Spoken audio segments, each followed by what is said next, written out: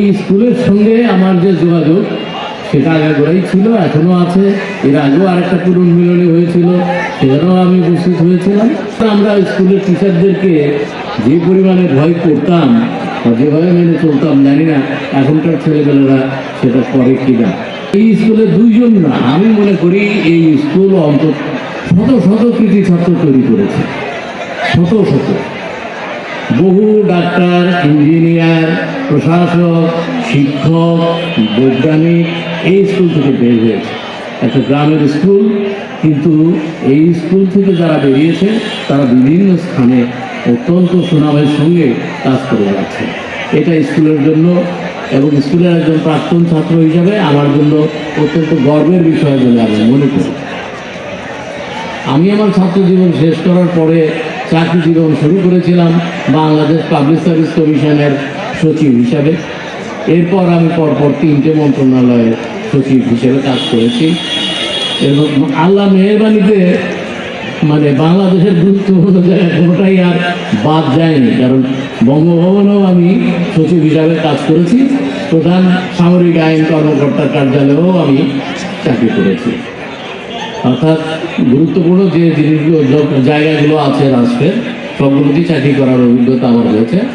কিন্তু সবচাইতে বড় কথা যে এর পেছনে অবদানটা এই মানুষ স্কুলে।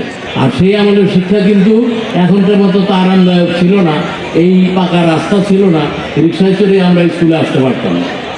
আমরা ঘোড়াপাড়া গ্রাম থেকে 2 কিলোমিটার হেঁটে এসে স্কুল করেছি, বর্ষার সময় নৌকা বেয়ে এসে স্কুল করেছি। কিন্তু তারপরেও আমরা স্কুলের মান সম্মান রক্ষার্থে চেষ্টা করেছি এবং আল্লাহ ভালো বলতে পারবেন যে আমরা কতটা সফল হয়েছি। আমরা চেষ্টা করছি যাতে তাদের সেই ভালো ভালো কথাগুলো যাতে আমরা আমাদের ভিতরে রাখতে পারি, চেষ্টা ত্যাগ করতে পারি, এই প্রার্থনা রেখে আমি আপনাদের থেকে বিদায় নিচ্ছি। জয় গুরু, জয় সৃষ্টিকর্তা মাতৃমহা। আজ আমার একটি ভীষণ আনন্দের দিন, কেননা বহু দিন হতে আমার একটা স্বপ্ন ছিল আমি এই স্কুলে যে স্কুলে পড়াশোনা করেছি সেই স্কুলে বড় রকমের একটা পুনর্মিলন অনুষ্ঠানের আয়োজন করব। আজকে আবার সে স্বপ্ন সফল হতে যাচ্ছে। এই অনুষ্ঠানের আয়োজন করতে গিয়ে অনেক ধরনের ছোটোখাটো বাধা বিপত্তির সম্মুখীন হতে হয়েছে। এই সকল বাধা বিপত্তি অতিক্রম করে যারা আমাকে সাহস ও সহযোগিতা প্রদান করেছে তাদেরকে আমি আন্তরিক ধন্যবাদ জানাচ্ছি। আমি মন্ত্রী হতে চাই, অবশ্যই প্রধানমন্ত্রী ঠিক করব। আমি এদেশের প্রধানমন্ত্রী হব, দেশটাকে দুর্নীতি মুক্ত করব, দেশের মানুষ শান্তিতে ঘুমাবে। হ্যাঁ, পেটে ভাত থাক আর না থাক, ঘুমটা বেশি প্রয়োজন, শান্তির ঘুম। প্রধানমন্ত্রী ঘুমের ব্যবস্থা করবেন। আমি হব প্রধান বিচারপতি, দেশের ন্যায় বিচার প্রতিষ্ঠা করব।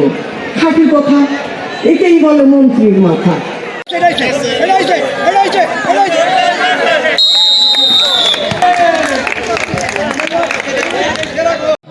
ওকে, তুমি ফার্স্ট সেকেন্ড নাম্বার তোমার নাম কি?